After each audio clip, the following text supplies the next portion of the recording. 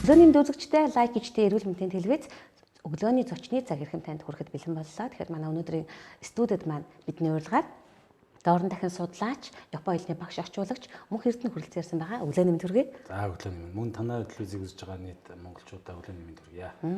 Тэгэхээр эрхэм сонсогч та бүхэн, үзэгч та бүхэн бидэнтэй хамт байснараа өөртөө хэрэгцээтэй нэгэн мэдээллийг авах болно гэж би найдаж байна. Ингээд юуны өмнө аз жаргалын эрэлт номоос чинь таны уран бүтээлээс ч яриагаа эхлэж бодож байна. За. Энэ ном маань хэдэн онд хэвлэгдлээ? Ер нь борлуулалт ямар байна? Номыг уншсан хүмүүс яг юу ойлгох ёстой вэ?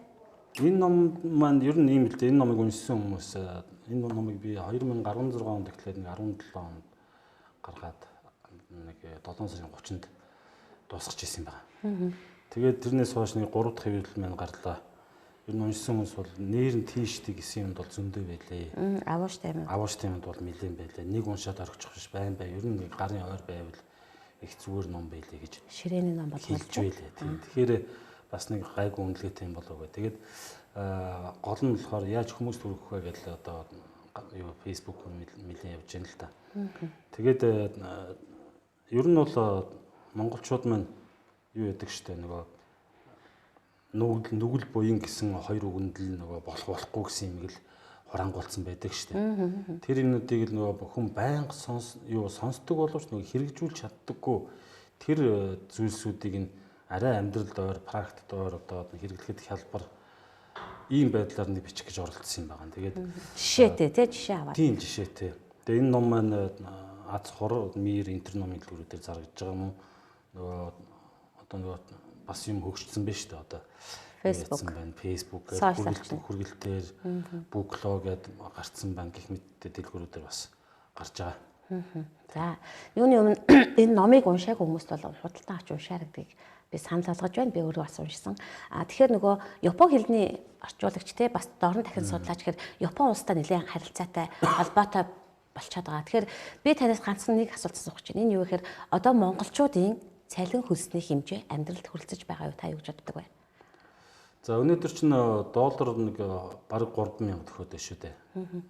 Тэгэхээр одоо 10 жилийн өмнө авч исэн сая төгрөгийн цалин өнөөдөр явж байгаа сая төгрөгийн цалин 2 сая төгрөгийн цалин хоёр чинь бараг хоорондоо адилхан болчиход байна.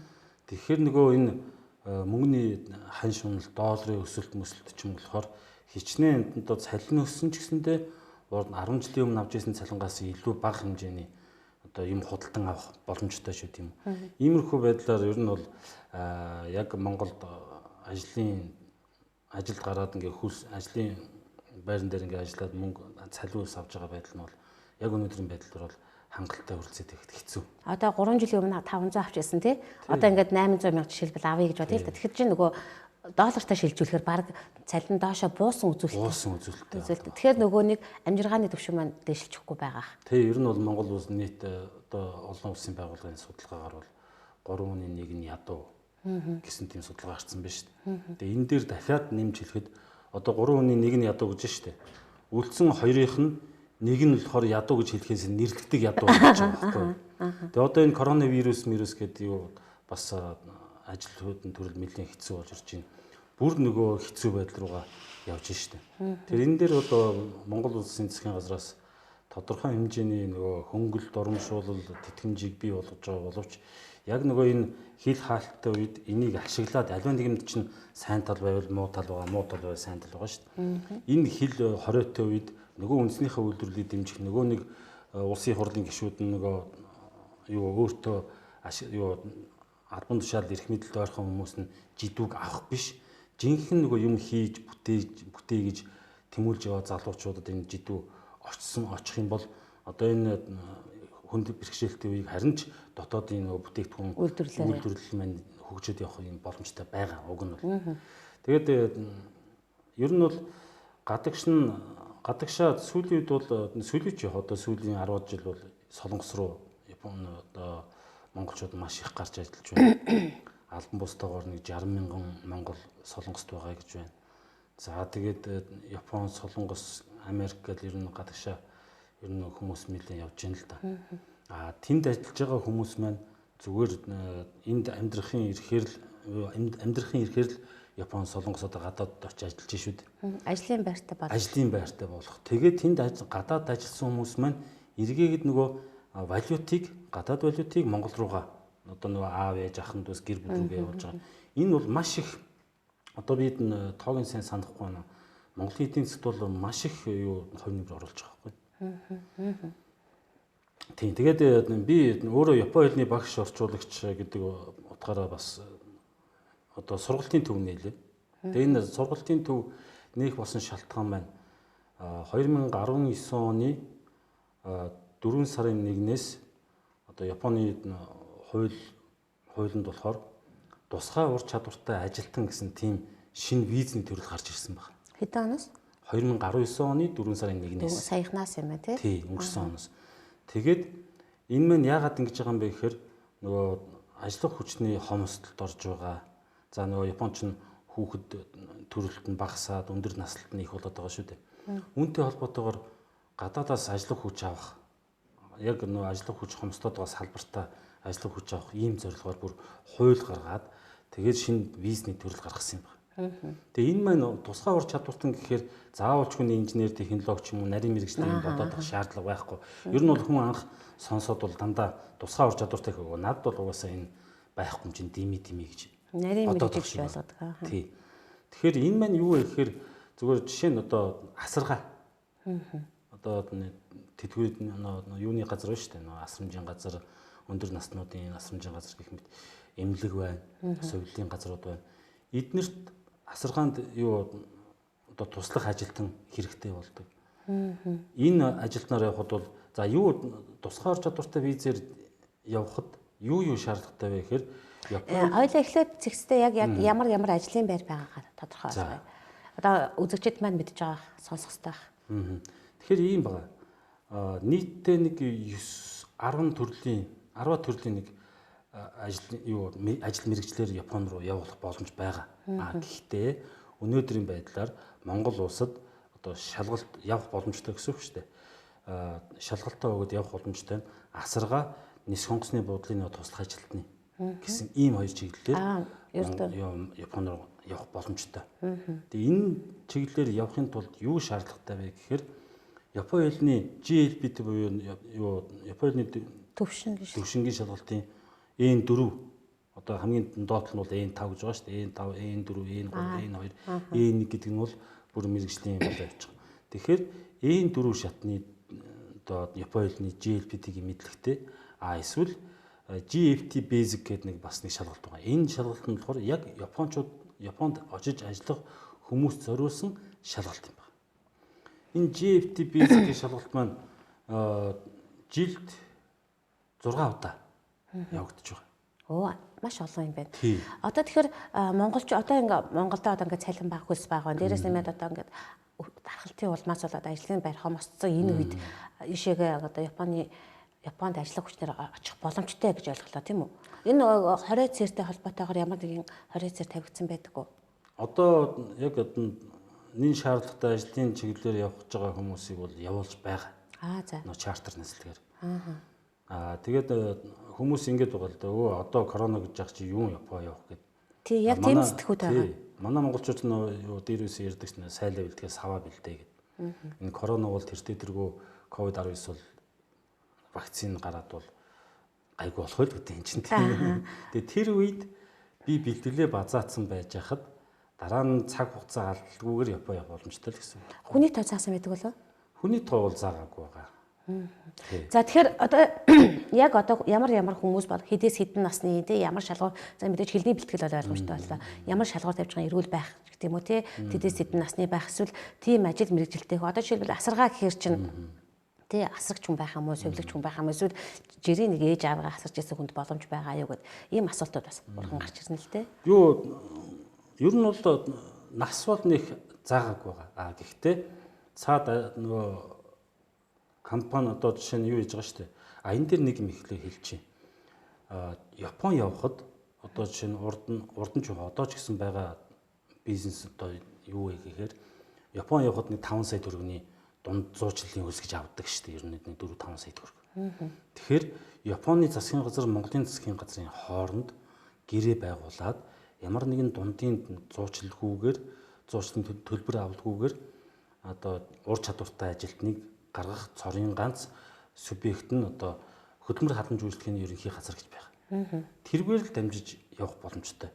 Үн төлбөргүй дундын зуучлалгүйгээр явъя гэж хүсвэл шүү дээ. Яг энэ тусгай ур чадвартны виз гэсэн энэ яг чиглэл англиар явахд бол дундын зуучлалгүйгээр яг зуучлж байгаа байгууллага нь хөдөлмөр хадамж үйлчлэгийн ерөнхий газар гэж байна. Тэгэхээр энд нас хүйс мэрэгжил заагаагүй байгаа. Гэхдээ цаад одоо хүлээн авагч компаниудын шаардлага нь бол ерөнхийдөө нэг ажлын яг одоо ажиллах эд насан дээр явж байгаа хүмүүсийг л голдуу сонгох болов.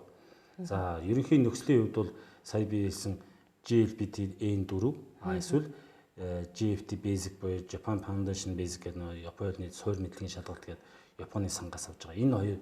Энэ хоёр шалгалтын аль нэгийг өгсөн байх хэрэгтэй байна. Тэгээд дээрэс нь Японы хэлний одоо мэрэгжлийн Японы хэл буюу жишээ нь асаргаагаар явах гэж бол асаргаанд шаардлагатай тийм байх. Одоо үг хэллэг. Тийм байх. Дээрэс нь асаргааны ур чадвар гэсэн ийм сургалтуудууд бол энэ гадуур явж байгаа.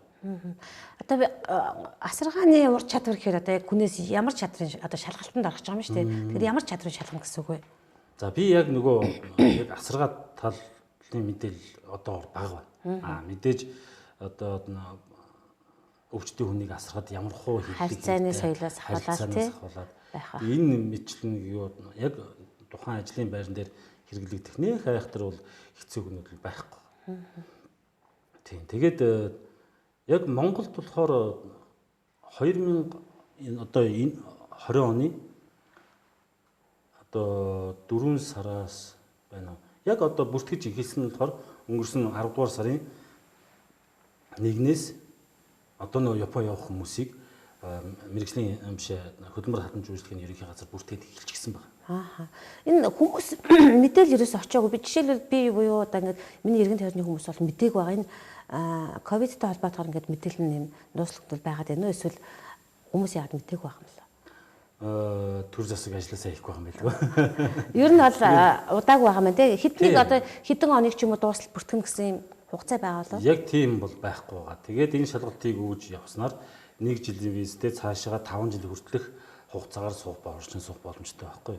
Тэгэхээр энэ телевиз үзэж байгаа хүн юу одоо залуучууд хэрвээ Япон явахыг хүсч байвал Японд ажиллаж амьдрахыг хүсч байвал бас манай бид сургалтын төв хэлж болох уу? Болно.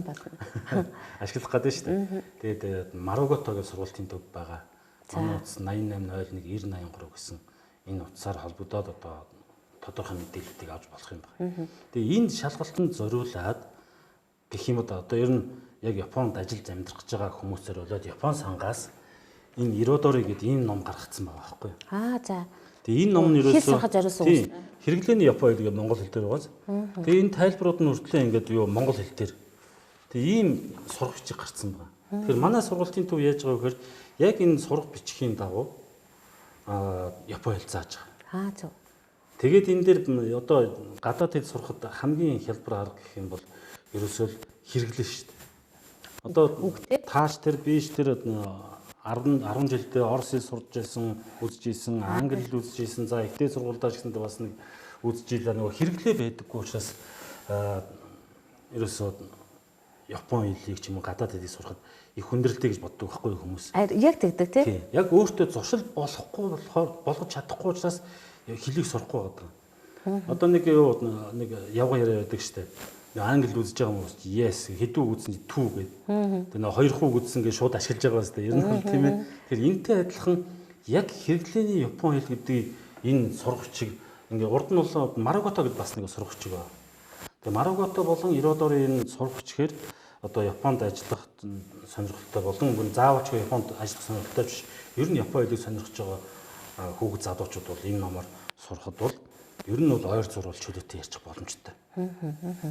Тий. Тэгээ энэ номыг би бас их олзуурхаад байгаа. Ер нь ингээ гадуур сургалтын төвүүдийг харахад дандаа дүрм заадаг байхгүй. Эхлээд дүрм ба бичлэгийн хэлтэй. Дүрм заадаг. Эхлэн дүрм. Хэл сурахад бол бид нар чинь дүрм бодож ярьдаггүй шүү дээ. Тий шууд л ингээ ярьсан амнаас ингээ гардаг. Яг энэ тэр зуршлыг бий болгоход олон удаагийн давталт хэрэгтэй байдаг. Би шинэ ухааны технологийн их сургуульд Японы хэлний багшаар ажиллаж байсан л да. Тэгэхээр тэнд ажиллаж байгаа хүүхдүүдэд би юу гэж загтаг байсан бэ гэхээр ерөөсөд нэгдүгээрт ичих болчрохоо авч хай. Хэрэггүй. Хоёрдугаарт олон дахин удаа унш. Ингэх юм бол ерөөсөө хэл сурах чинь томьёо утгаас амархан шүү дээ. Тийм. Тэгээд энэ мэтлэн одоо яг манай сургуулийн гол онцлог гэх юм бол таныг бидний ураа гэх юм да. Бидний ураа бол таныг японоор хэлд оруулна л гэж байгаа. Тэгээ энэ маань юу гэсэн үг вэ гэхээр өнөөдөр нэг хичээл үзлээ нэг хідэн үг үзлээ тэрийгээ бүрэн ашиглах хэмжээний болол өдөр болгон ахиад байна гэсэн үг. Тэгээд нэг 3 сарын дараа гэхэд ер нь бол ойр зур ярьцдаг ийм одоо чадвартай болгож чадна гэдэг нэг. Одоо би таны нийсийн сургалтын төвийг одоо энэ Япон явах хүсэлтэй хүмүүс зориулж хичээлдэж байна гэж ойлгож болох уу? Ер нь тэгж ойлгож байна. Тэгэхээр чи нөгөө мэдээж гадаадад ажиллах хүчин юм чинь насанд хүрсэн хүмүүс ах. Тэгэхээр хүүхдийн сургалт одоохондоо байхгүй. Сургалт явж байгаа юу? Болно. Тэгэхээр яг сургалтынхаа төвийн талаар дэлгэрэнгүй ярьж өгөөч. За, манай сургалтын төв маань Баянгол дүүргийн 17 дугаар хороо буюу бидний хил зайшснаар модны 2 гэж байгаа шүү дээ. Модны 2-ын тэнд хуучин Баянгол дүүргийн эрүүл мэндийн 7 дугаар төв гэж байгаа. Тэр эмнэлгийн урталд Их Монгол гэдэг дээд сургууль байсан. Тэрний байранд 3-32 тоот байрлаж байгаа. Сургалтын талаар. За, сургалтын талаар гэх юм бол анхан шатнаас анхан шатны сургалт одоохондоо эхэлж байгаа. Тэгээ тэр нь цаашаа анхан дунд гүнзгий агсан шат гэдээ явах боломжтой байна. Хичээл одоо сурвалжлагч нарын хувьд бол нас заахгүй. 10 настай хүүхэд одоо 50 настай хүүхэд гэсэн ялгаа гаргахгүйгээр аль насанд нь тохирохоор тийм сургалтын аргыг хэрэгжилж байгаа байхгүй. Одоо хятад дэлийг та хэцүү хэл гэж боддог. Маш хэцүү гэж боддог. Маш хэцүү гэж. Ер нь бол би ханзаач өөрсдөө гүйцэд мэддэг л гэж яриад. Би ер нь хүмүүст хэлээд байгаа байхгүй. Та монголоор ярьж чадчих байгаа бол ямар ч хэлээр ярьж чадна. Ямар ч хэлээр ярьж чадна. Тэр нөгөө зохиомл хэлвэ шүү дээ. Тэрвэр шидэнд ярьж чадна. Тэгэхээр юу байдаг вэ гэхээр гол түлхүүр нь өөртөө зуршил бий болгох. Одоо би шинэ нэг лам хүнээс асууж ирсэн юм л да. Энэ лам багшаасаа яаж одоо юуг төв дэлхийг сурсан бэ гэсэн чинь тэд нар одоо төв дэлхийг ганданд орохоор да гэж уншааддаг шүү дээ. Тэр чирээс ингээл утгын мэдхгүй мөртлөө л эхлээ уншаад байдаг гэж байгаа. Тэгээ бүр чэйжилчдэг. Чэйжилсэн хойно нь энэ чинь болохоор ийм учиртай юм утгатай юм байгаа. Энэ чинь ийм дүрмэнд байгаа гэл нэг дүрмүүдийн заагаад хэлдэг юм байна л да. Тэгээ нийгэмд чэйжилсэн юмыг дүрмийн цар тийм байсан юм уу гэд нөгөө дорн дахны уламжилт ийм нэг хэл сурах арга байна. Одоо урд нь 18 наснда Азийн 5 хэлэнд нэвтрхий болсон тухайн хэл дээр нь эрдмийн зохиол бүртлээ эрдмийн одоо янз бүрийн ажил бичдэг ийм монголчууд бол зөндөө байсан байна. Тэгээ энэ юу гэдэг вэ гэхээр ерөөсөө дорн дахны гэр сургалтын арга буюу одоо нэг холон дахин давталтыг бий болгох. Тэгээ дээр хамгийн энэ дээрээс бас нэмдэг нь гол анхаарах зүйл нь юу гэхээр сэтгэлийг тогтоох. Сэтгэлийг тогтоож жагаад яг одоо нэг зүйл дээр оюун ухааны төвлөрүүлэх. Энэ аргуудыг хэрэглээд хэлийг бол маш амархан сурах боломжтой юм байна. За энэ аргууд бол одоо танаа юунд байгаа. Сургалтын төв байна. Би ингэж бодож байна. Ингэж асуух гэх юм л да. Одоо жишээлбэл Солонгост хараар ажиллаж байгаа хүн байгаа. Тэгээ тэнд яг хууль ёсоор байгаа хүмүүс маш зөвхөн оюутнууд биш бол тэгэхээр Японд ийм байдал хэрэг байдаг. Ер нь Японд байх нь Солонгост байхаас ямар байдаг юм бэ? Одоо ажлах хүчний хувьд те орчны хувьд те амьдрах таатай орчин гэдэг юм уу? Ажлын байр нь хүнд нөхцөл нь байдаг ч юм уу? Одоо нөгөө телевиз үзэж байгаа хүмүүстэй л мэдээлэл өргөх гэдэг нь л да би ажлах хүчний гарах гэж байгаа. Би Монголоос инженеор дамжаад Япон явж исэн байхгүй. Тэгээ яг та ерөөсө урагшаа гэх юм бол нэг 90-ийн Бээжинд орж үзчихсэн өөр газар нэгт яваг байсан. Тэгээд Япон явах гад инженеор байсан чинь бас чигтэй хүн гоё маад одоо юу янзын яасан ч гоё юм. Тэгээд тэндээсээ Япон явсан чи бүр гоё байхгүй. Амьдрах орчны таатай байдал бол Япон бол үнэхээр сайхан шүү дээ. Гэхдээ би Японд байж байгаа дасан газрын таа үзүүлэн би ямар ч байсан их орондоо ирээд нэг жоохон ч гэсэн нэг юм хийгээд их орондоо байсан дээрээ гэж би бодоод хүрээд ирсэн юм байна. Ажиллах нөхцөлийн хувьд бол Япончууд юу яд вэ? Яг нөгөө эрүүл мэндэд сөрөг нөлөө болох үед эрүүл мэндэд нөлөө үзүүлэх үед тийм хугацаагаар ч юм уу эсвэл тийм хүн хүчээр ажлыг хийлгдэггүй. Солонгост бол хууль журам арай жоохон сул байд юм уу яа гэв. Мөнгө олж байвал хитэн цагаас ч хамаагүй ажиллаад ямар ч хүнд ажлыг хамаагүй гэх. Тэгэл нөгөө гадаадд ажиллаж олж ирсэн хамаг мөнгө Монголд ирэл эрүүл мэндэд зарцуулаад дууссан одоо хүмүүс байна шүү дээ. Эрүүл мэндэд зарцуулаад урдны хэмдээ орохгүй болсон юм гавшин туршлагууд байна. Япон бол тэр тал дээр харьцсан гайгүй. Хүнийг гэсэн тэр тал руугаа арай илүү гэж би боддог байхгүй.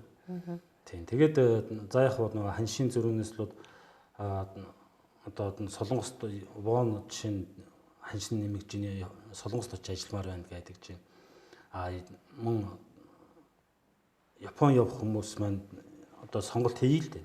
Одоо яа сонголт хийхэд бол Солонгост ч мөнгө хийж болж байна. Маш их ядарч. Монголтой арай жоохон ойролцоо гэх юм уу хууль дүрм журмын хувьд бол Япончууд бол хууль дүрм журм бол ягштал биелүүлнэ шүү дээ. Солонгосчууд арай тэр тал дээр сул гэдэг утгаараа Монголд арай ойр байж магадгүй.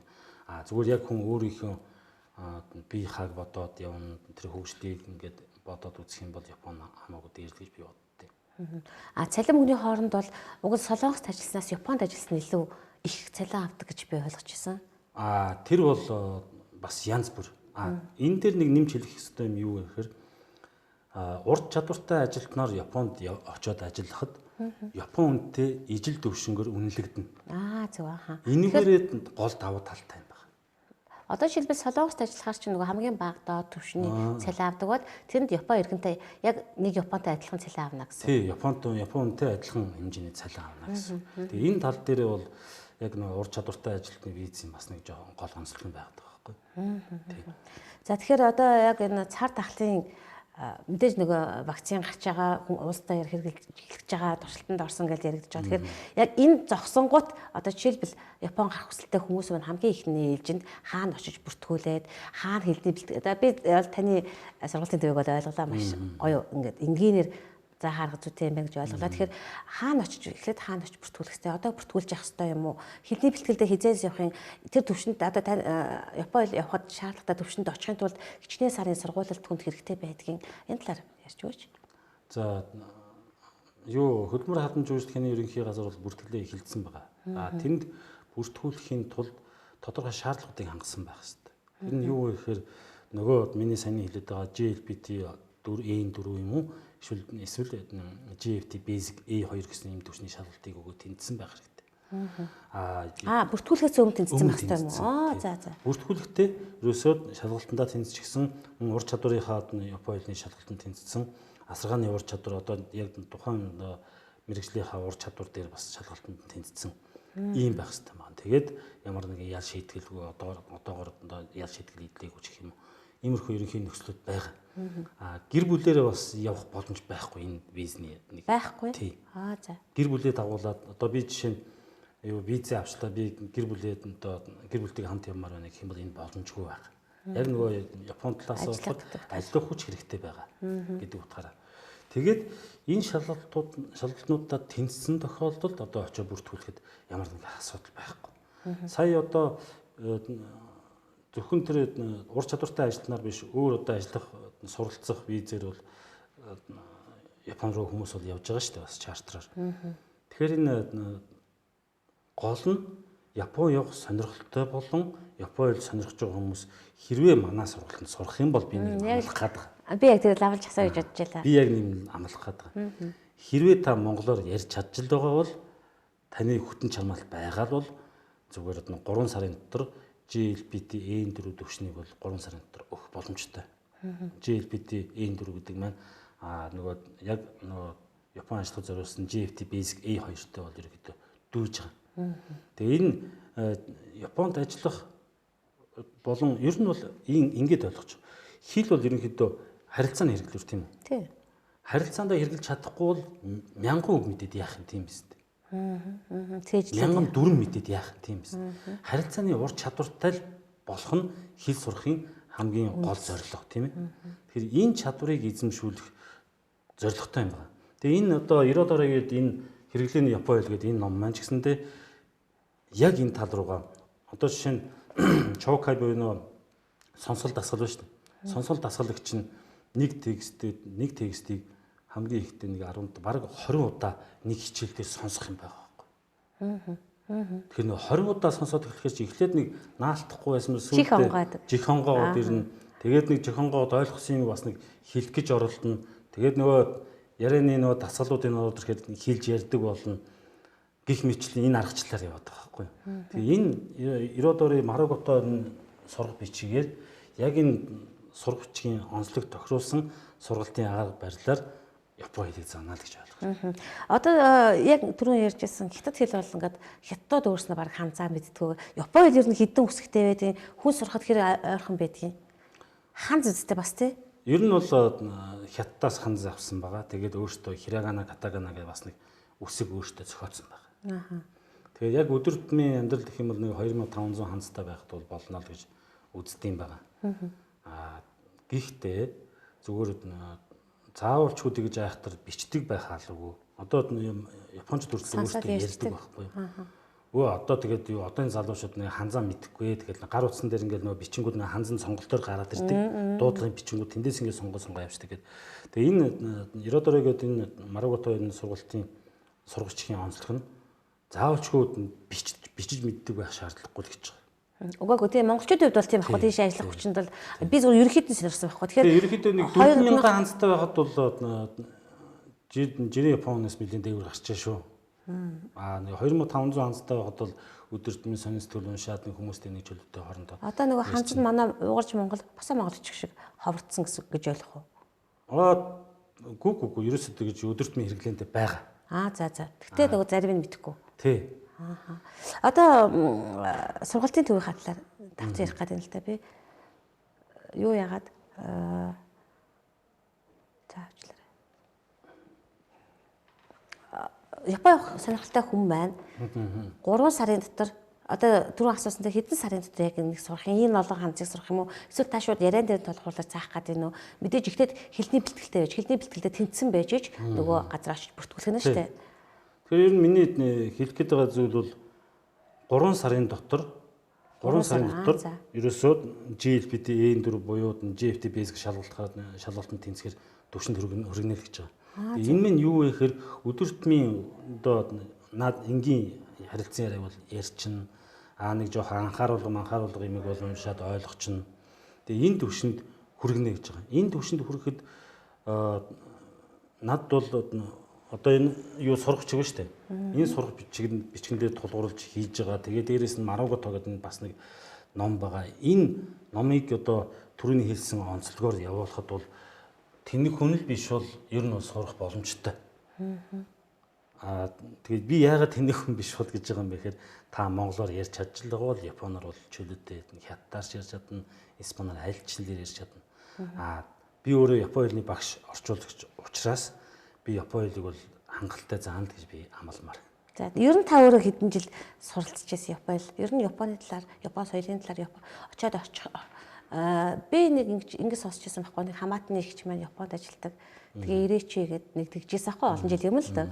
Тэгээ яг хөө онцлог нь энд одоо солонгос кино үзээд бид нөгөө солонгос зэрэг ойлгодог болсон юм байна л да. Тэр шиг нөгөө Япон хэлж ихэнд хоногшоогүй учраас хэрвээ чи нэг ажилд орлоо гэхэд хэлж байгааг нь ойлгохгүй л болчих. Тэгэл тэр ажлын байрнаас хасагдана гэсэн үг. Яг гэвэл тэр хэлтэй байхыг шаарддаг.